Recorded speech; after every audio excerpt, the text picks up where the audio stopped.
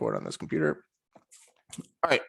So up until this point, with ice cream freezers, apple trees, and other object-oriented program OOP challenges, we've just been able to create instances, like run that Python file name, run it, and then have that file be done executing, and we just lose all of our data.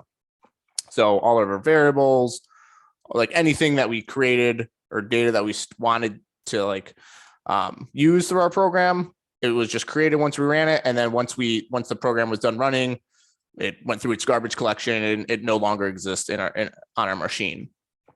But today we're going to be introducing persistent data.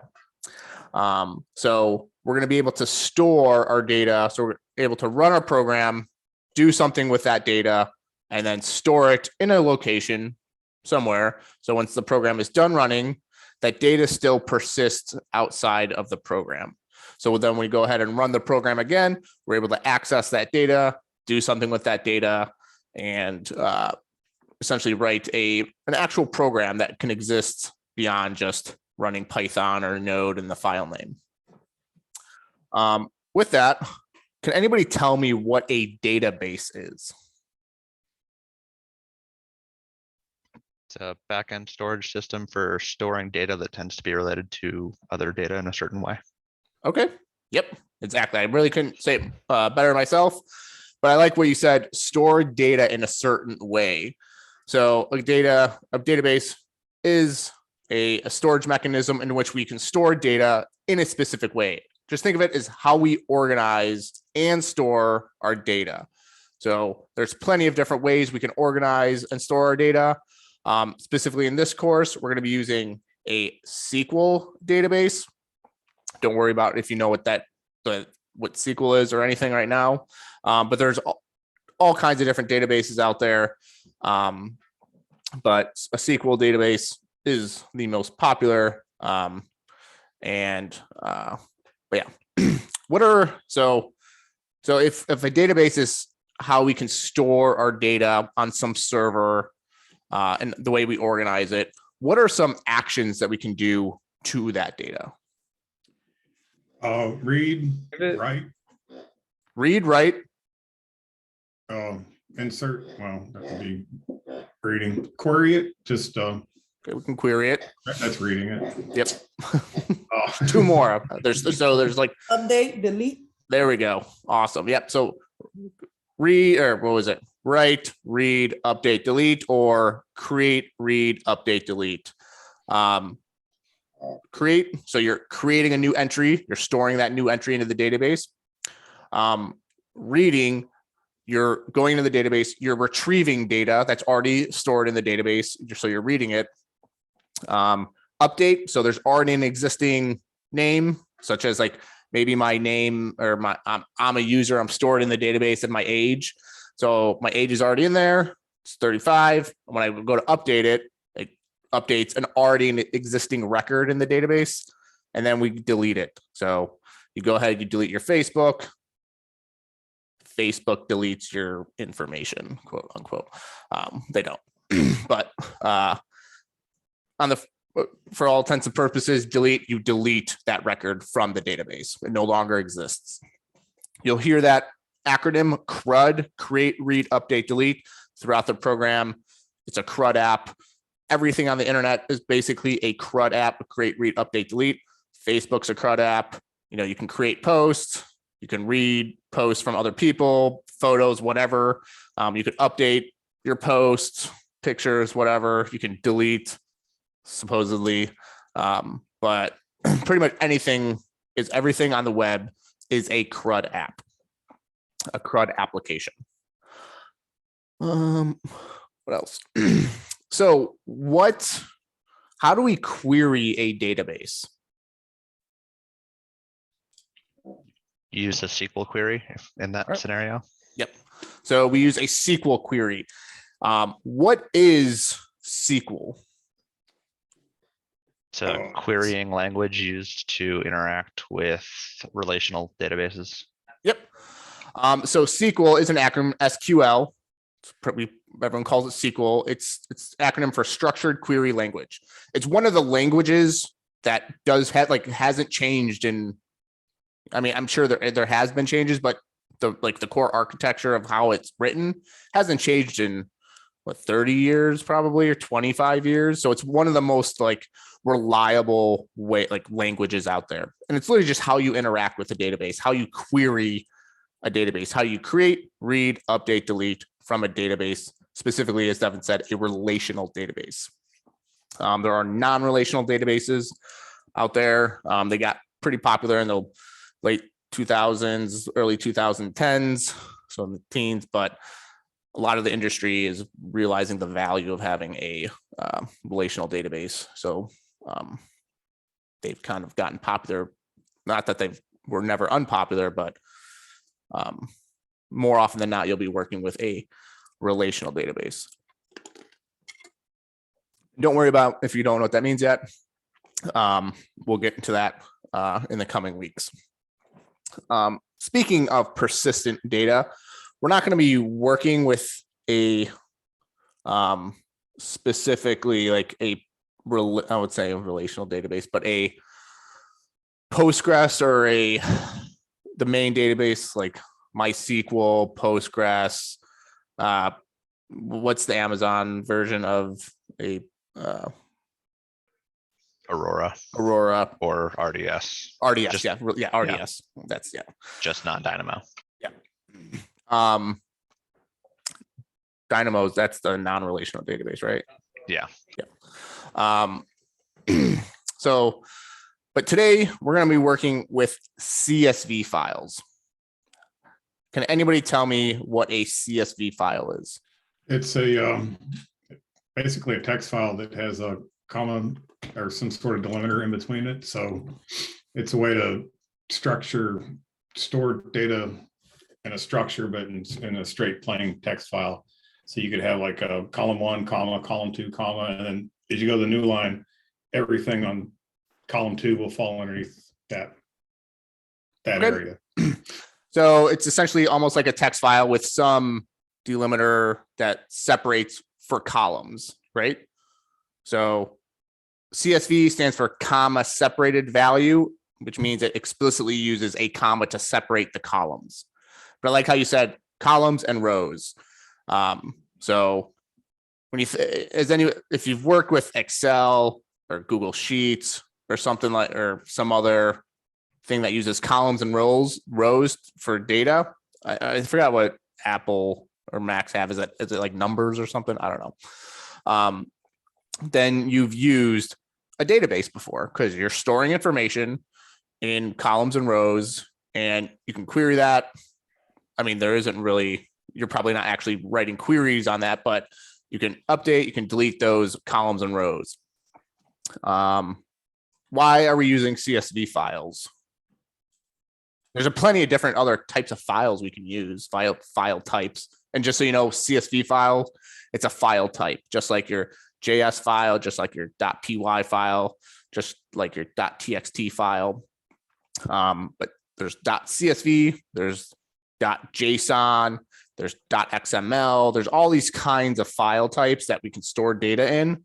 But can anybody tell me why we're using CSVs? They're really easy to transport in between different applications. And simple to create. They're simple to create.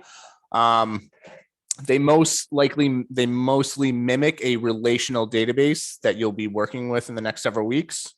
And at the end of the day, CSV files are never going away, like never. You'll be like, the business world relies on CSV files. So your salespeople, your operations people, everyone uses a CSV file, whether it's a CSV file that they import into Excel and then they can manipulate it just like an Excel file. But at the end of the day, you will, at some point in your career, might work more likely than not, if you're going to be working with a specific file type for business people, your business side, it's going to be a CSV file. They're useful because they're standalone. You don't need a whole database to access the information. Right. And typically, so as developers, as engineers, this is true in my last job. It's true at like when I used to work in banking. I used to export reports, and that used to come from a database, and they would be exported into a CSV file for, non-developers to be able to read that data. At my last job, we used to write for our product managers, be like, they wanted some information. How many people logged into our app last week? All right, well, then it's the developer's job to go into a relational database, write those queries, take those queries, put them into a CSV file for our product teams to use, or our CEO or CTO or whatever to use for reporting purposes. So CSV files, they're not going away. And it's going to be our first introduction to persistent data. So with that, and what questions do you have about anything that we just talked about? All right, so let's jump into and actually write some code. So I'm going to go ahead and share my screen. All right. So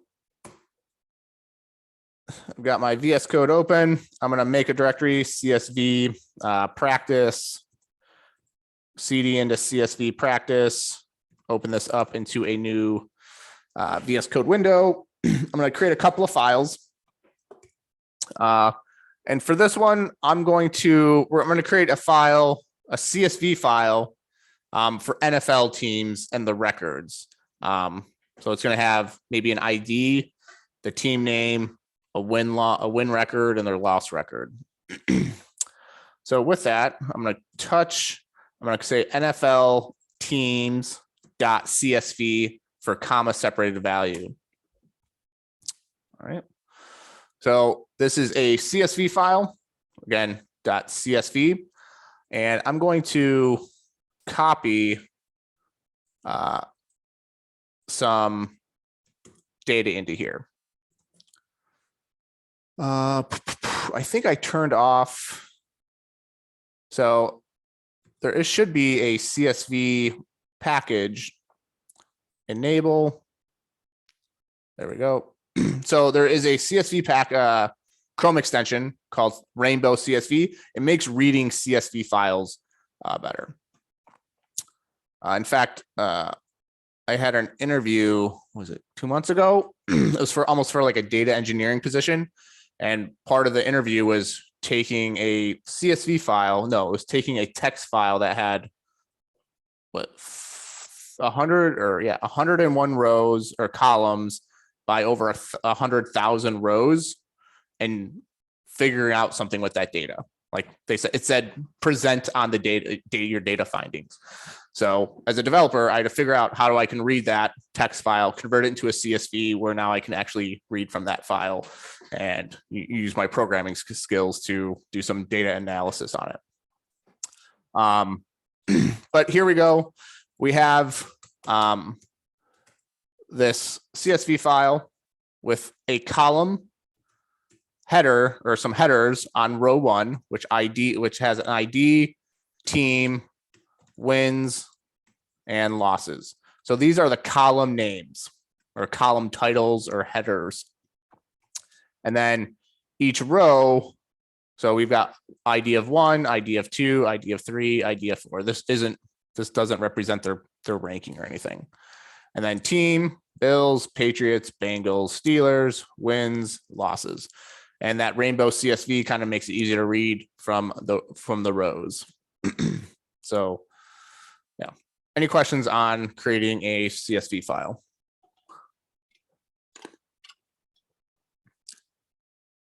All right.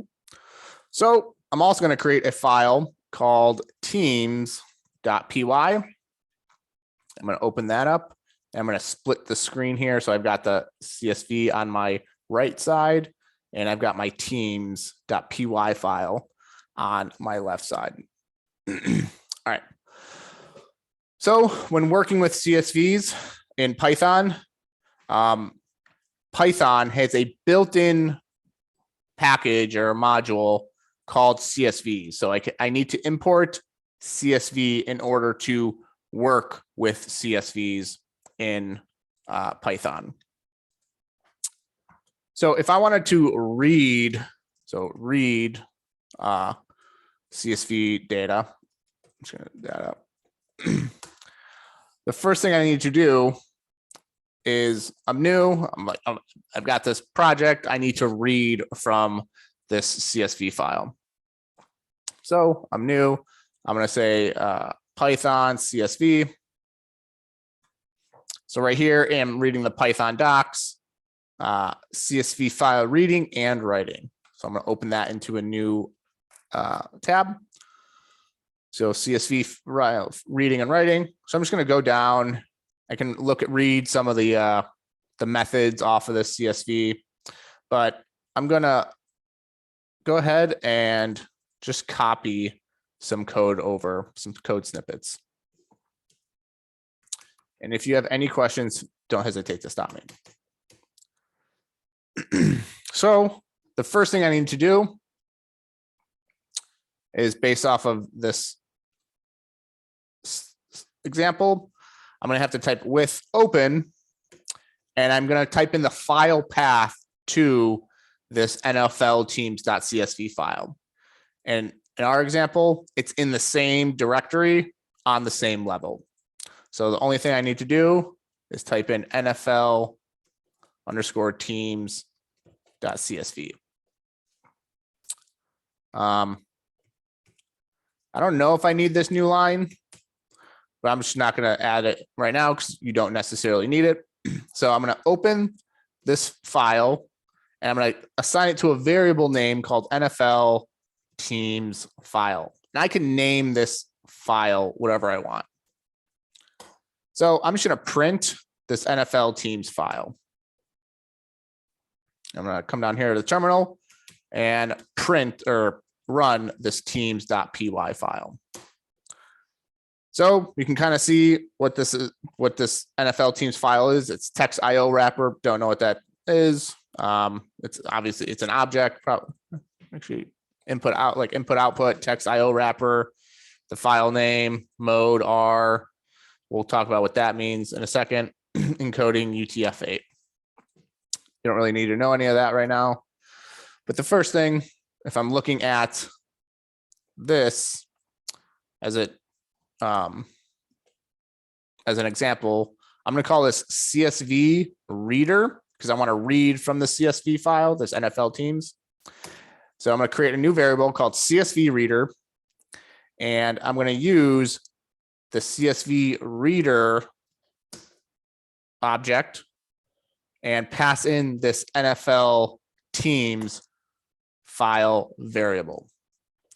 And now I'm going to just print the CSV reader, just one line at a time. I'm going to try to see what is actually going on. So I'm going to run that and print the CSV reader.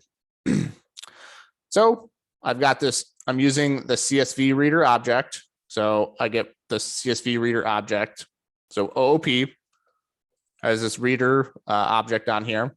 I'm passing in the NFL teams as an argument, and I'm assigning that to a variable. So I've got the CSV reader object. Now I can say for row in the CSV reader, and I'm going to print each row.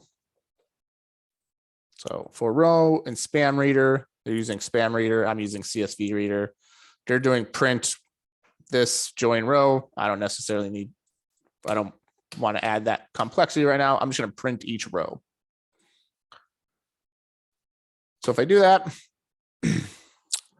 okay, so the CSV reader prints each row as an array where each index represents each column. So the very first index represents the very first value in the column. So now I can access, like, all right, I want to know what the Bengals win record is. So I can do like if row, well, let's actually first let's just print the teams, each team. So the team exists at index 1 of each array or each list. So now I can just print each team name. It also is printing the team header, the actual header team. What questions do you have about that?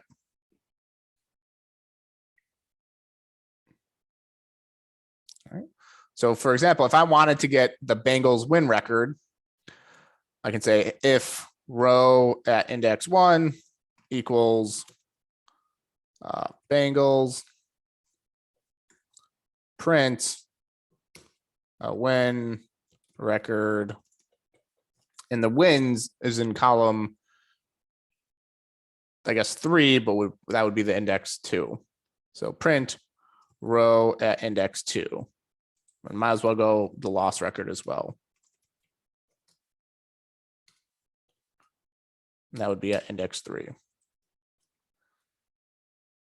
So if I want to do that, Bengals win record is 10 and 7. I can just also just print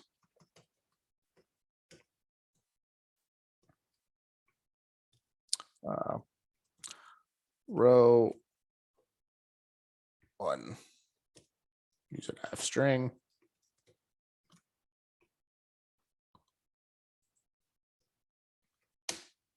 Bengals win record, loss record. All right. Any questions on how to read from a CSV file?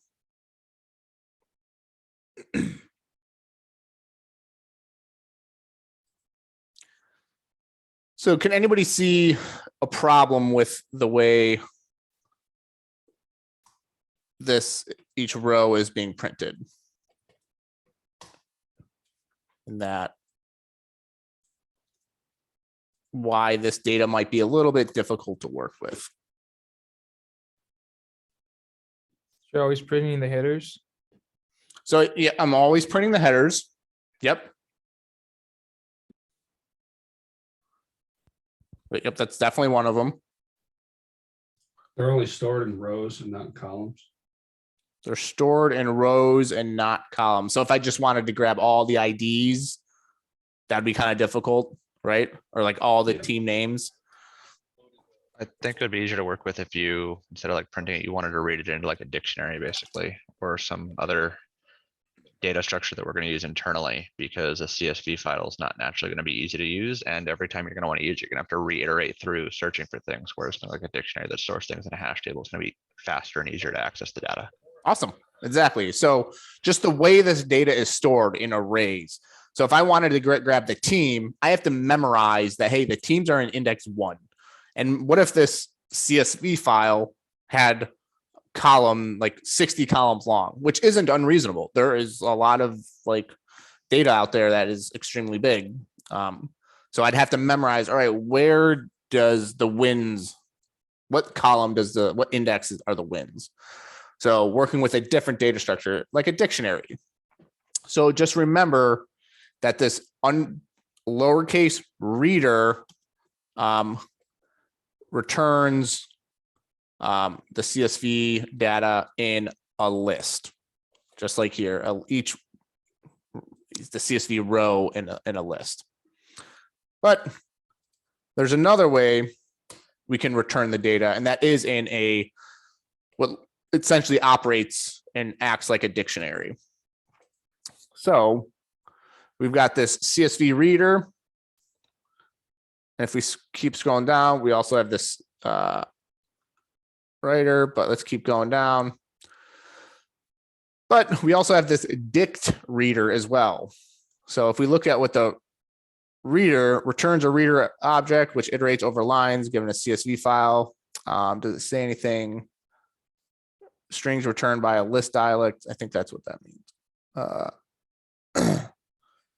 Whereas the dict reader creates an object that operates like a regular reader, but maps the information in each row to a dict whose keys are given by the optional field named parameters. All right, well, I don't know what that means, but let's look at what we've got this other example. So I'm gonna bring that down here. and reading from a CSV file.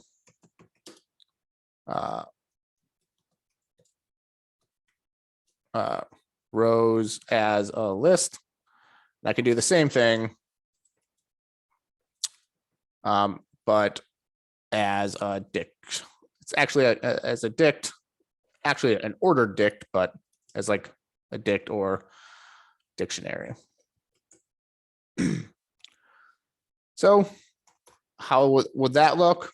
So I can do with open, everything's just that very first line is the exact same.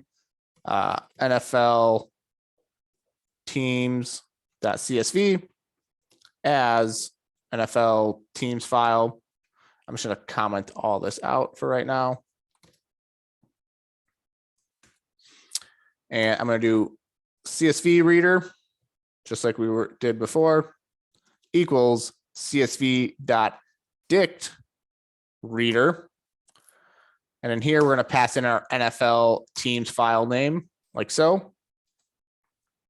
And here, I'm going to do print the CSV reader just to see what this returns.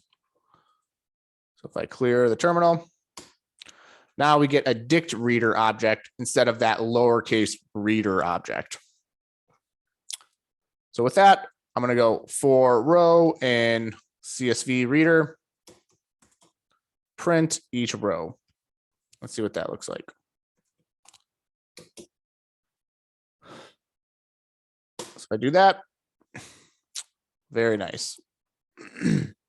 I get a dictionary where the ID, which is that very first row, are the headers or the field names, as they call it in the module, in the CSV module. So it already looks, it says, hey, this data is going to have column names on the very first row. So we've got ID, team, wins, and losses. And it associates each ID with the value in rows 2 and going downwards. So ID 1, team, Bills, wins 11, losses 6. So now, again, I can do like if row team equals Bengals, print. I can do that F string again. Row team. Just gonna bring this down here.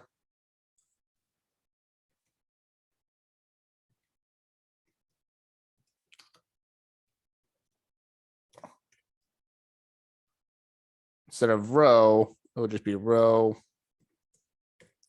wins, because I want the actual wins. I don't have to memorize the index anymore.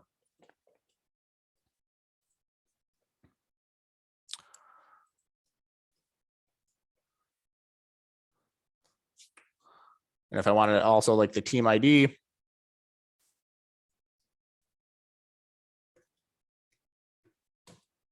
so I can access the value by directly calling or accessing the column name.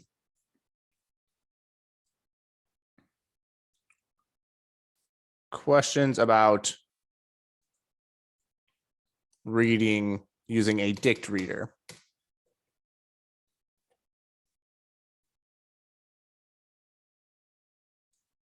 Which one seems easier for y'all? Dick reader. Dick reader. Yep. Good. So we just did reading from a CSV file, which is relatively straightforward. Now let's try to write to a CSV file. So I've got this data over here, but I've got some other teams that I want to add to this file, some more data I want. So I'm going to say writing to CSV file. So again, doing the same thing, the same syntax with open, name of the CSV file, NFL teams.csv as NFL teams file. Now in here, I need to figure out how I'm going to write to a CSV file. So if I come up here, I've got dict reader. If I scroll down a little bit, I've got a dict writer. So returns a writer object responsible for turning the user's data into a delimited string, blah, blah, blah, blah. Cool. I've got some, I don't know necessarily what all of that looks like, but I'll just use this as a reference. So I'm going to create, again, just like a variable, do csv.writer lowercase writer, pass in that CSV file. Might have to pass in some other things, not quite sure. And then we have this write row method.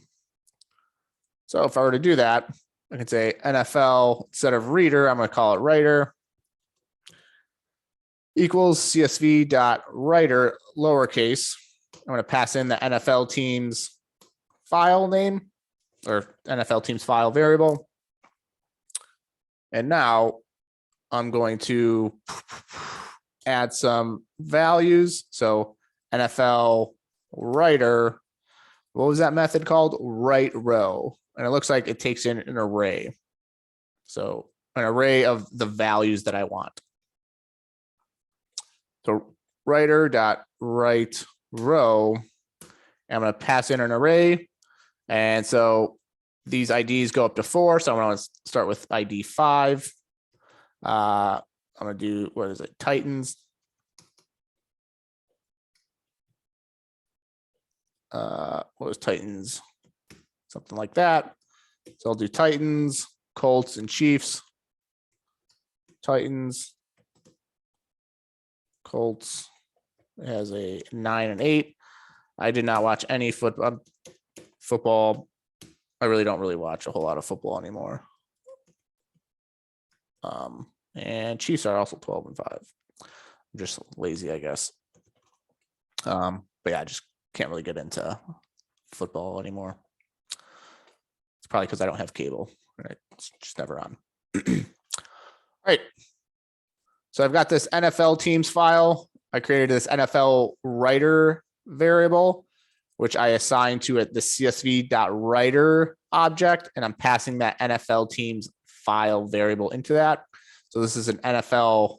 So if I print that out, NFL writer, I'm going to comment. I'm going to comment out the right row initially and run this. We get that CSV writer object right there. But now I'm going to do right row. Let's see what happens. Uh-oh. What's going on? So I've got right row IO unsupported operation not writable. Anybody know? Didn't you have like a R statement somewhere in there? Is that read only? I'm guessing. Yep. So if I don't have, so in like when I do the with open, it can take in multiple arguments. And if it doesn't take in any other arguments, it defaults to read only. So I have to specifically say what mode and am I doing this? I'm going to do write. I'm going to write to this file. So if I go ahead and do that, it should be, I should be able to write to this file now. If I run that, let's see what happened. Oh, what happened? Overwrote. So it overwrote all my data. So let's go ahead, and what's a good thing about CSV files, I can just Command Z, go back and undo what I did. So this overwrites the mode W overwrites all data in CSV file. which is not what we want. What do we want to do? Like add to it, right? Yep. And So we want to append to that. We don't want to overwrite it. So I'm just going to copy that all the way down. Actually, I'll just use it. So yeah, the mode W overwrites. So if I look down, if I can find it, mode not even in here. Let's see. So this is from, so here are the different modes that we can have for CSV file. So we've got the read. If we can explicitly say, hey, this is a read only, starts at the beginning of the file. So that's the default mode. But we want to append. So we want to have the mode A. So if I do mode A, like so. And now I run that. There we go. I'm able to append to that file. So again, using that writer is very similar to the reader in that it returns, like the reader returns each row as an array or a list, where the writer, you write to the CSV file via a list. So you better make sure that your columns or what the values in each index match to the column headers or the column headers.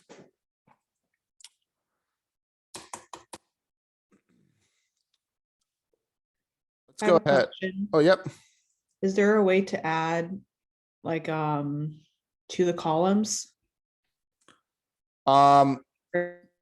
There is, but you'd have to create. So you'd essentially have to rewrite the entire file and just custom add a new column. So if I wanted to, I would have to do NFL right row. Like ID, team, wins, losses, and maybe I want to do ties. Like that. And if I ran that, there it added another column header to that. That's how you'd have to do it using this, using the writer. Okay, thank you. It's kind of a pain.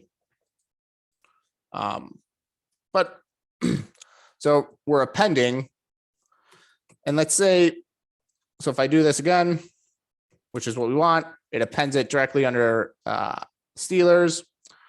But if I go back and I just happen to like save my file with a bunch of additional rows on it, and if I run that, it appends it wherever your cursor was when the file, or essentially whatever row, how many rows it appends it to.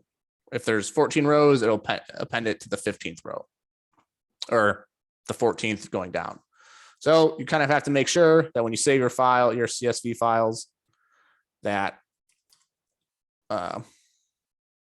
you don't append anything. You just save it like so. So that didn't even work either. Like so. So there's only one row after. Another thing I just noticed as I was playing around with today's challenge is that if you have any spaces after your comments, then that will become part of the value in your dictionary. It'll have a, like in front of it, if you had a space after the comma, you would also have a space before the C in quotes. Yep. So like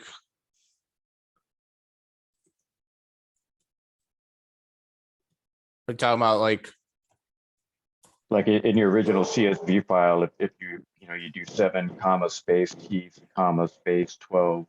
Yep. When you go through it and it gets added to your dictionary, there will be a space in that string also. There's a space on line 9 after Titans, you can see. Yep. So yeah, like just like that. Wait, where'd it go? There we go. We have a space in Titans, like so. All right.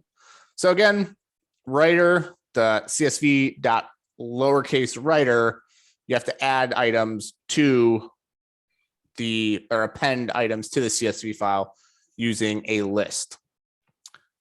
But just like it was easier to read using that dict reader, let's go ahead and there's also a dict writer. So here's the dict reader that returns everything into a dictionary or an ordered dict. We also have a dict writer. This one's a little bit more involved because we're not just appending to it. I mean, we are appending to it, but we have to figure out what are the names of the headers as well. So I'm going to go ahead and copy that down because a lot of it is the same. I'm going to comment that out. I'm going to go ahead and delete all this, but instead of writer, it's a dict, and I've already got it kind of come up, a dict writer. And if you look at the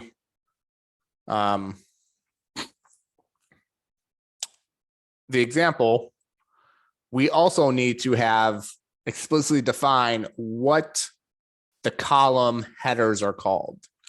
So the dict writer not only takes in that CSV file, it will also take in a field names argument that is a list of the column names. So dict reader takes in the NFL teams file. And I'm going to create the headers up here. So the header names, and we have ID, team, wins, and losses. So this is directly associated with the column headers. And we do field names equals the headers.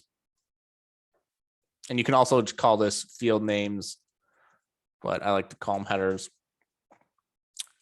And then here, we just do the NFL writer dot right row, just like we did before. But instead of a array, we use a dictionary. So ID of, let's add some more. Let's do like the LA Raiders. So 8 is team. So the Raiders, or no, it's Las Vegas Raiders. I'm sorry. Team, is it wins? 10. Losses 7. So that's one right row. If you want to do another couple more, it's got 9, 10. So we have the Packers 13 and 4, and the Buccaneers are 13 and 4 as well. If I were to go to run that, there we go.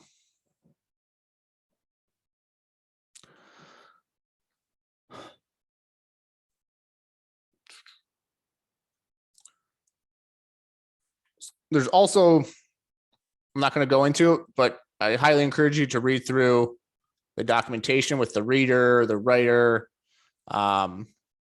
dict reader, dict writer. We got Excel tab. I don't know what any of this is. Quoting strict. This right row or right rows. So write all elements in a row. So there might be, we also have this right header. So that might actually just write everything for you.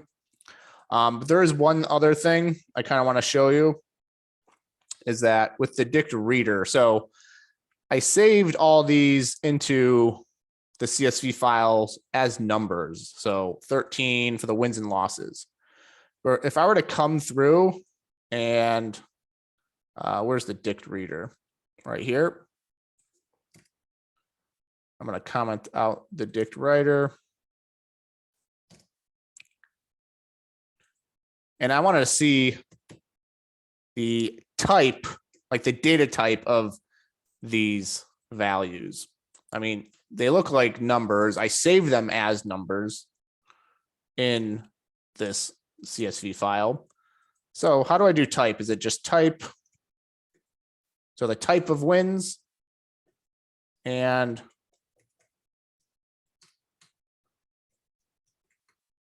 the type of losses. I just want to know what the data type is. I'll even do the what data type is the type of row. Should be it. I saved them as numbers. Let's see what they come out as when I read from that.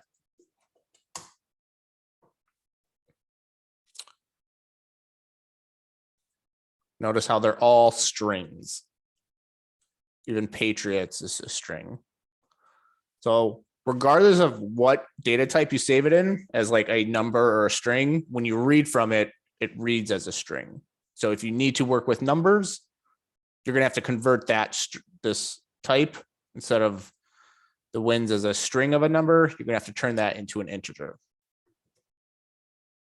So if I can turn those into integers.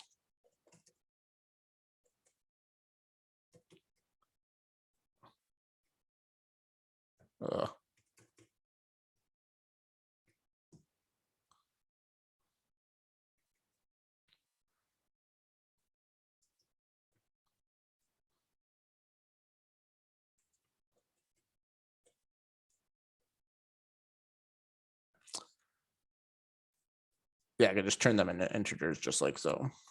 And I can check that if they're that I turned them into an integer just by checking the type. So now they're integers. All right.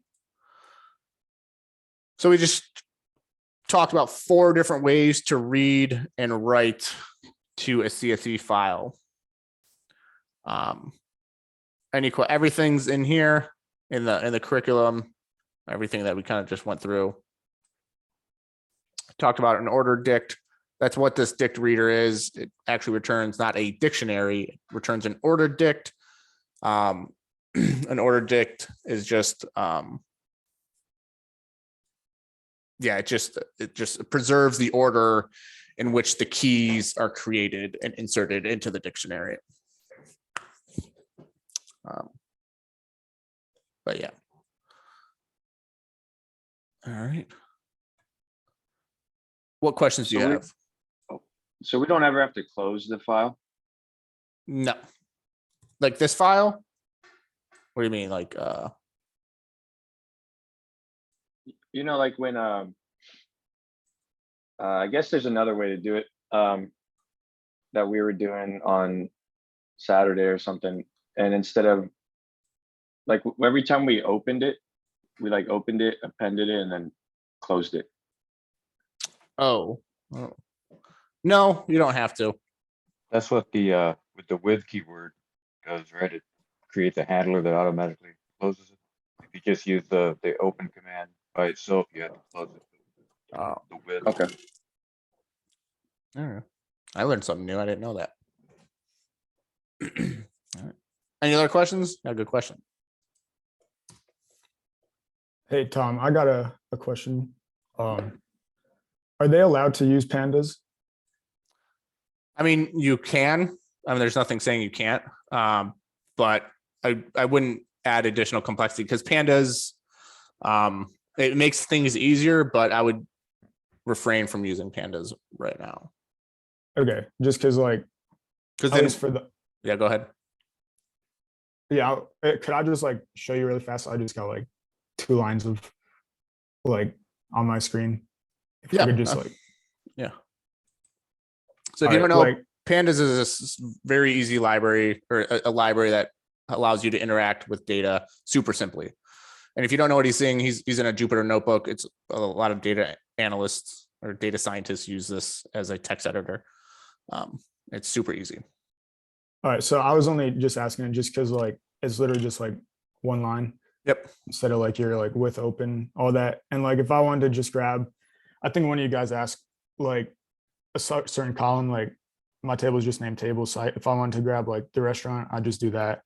And then like restaurant. And then it would like, I only have it printed out the first 2 rows, but it would just return like restaurant and then Cabo and Cabo. And I can do the same for like the others. I just thought it was easier. Oh, it certainly is easier. In a nice table. Yeah. But for right now, I'd refrain from using pandas. If you want to go into it, I can give you some challenges specific to like data science, where we talk about pandas and NumPy and all kinds of fun stuff that make interacting with data and CSVs easier. But right now, this is the basics, and you should at least know this. Yeah, thanks. So yeah, thanks for bringing that up, Sam. All right. Sorry if it was adding any extra confusion. I just want to throw that out there. No, yeah. All right. Any other questions? All right. So with that,